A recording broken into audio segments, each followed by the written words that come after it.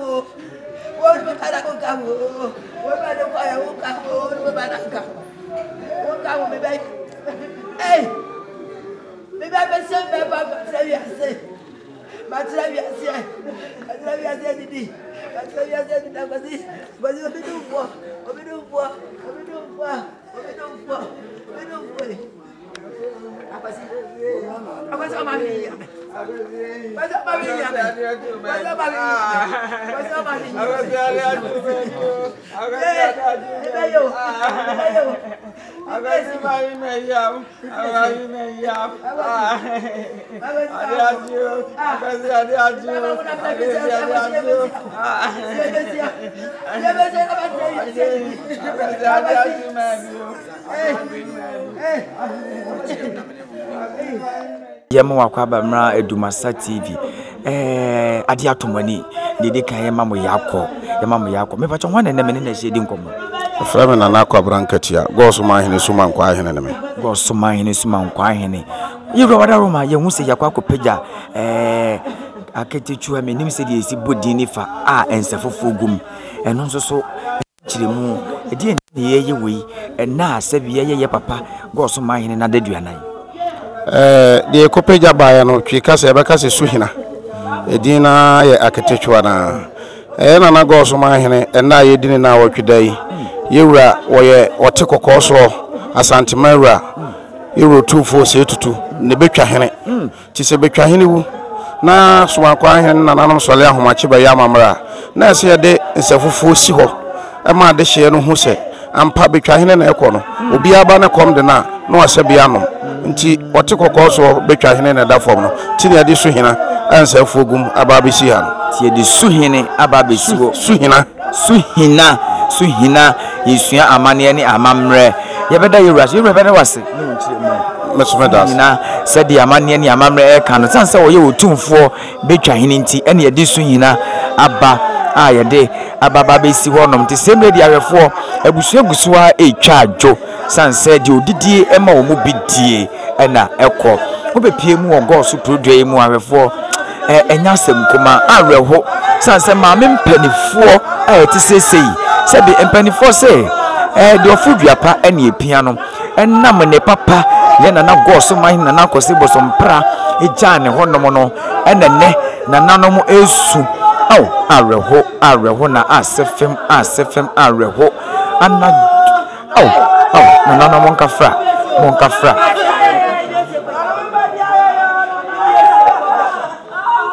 tube piem ɛwɔ gɔɔso ahemfie dia ɛnya asɛm kuma yɛ nana kɔse bosompra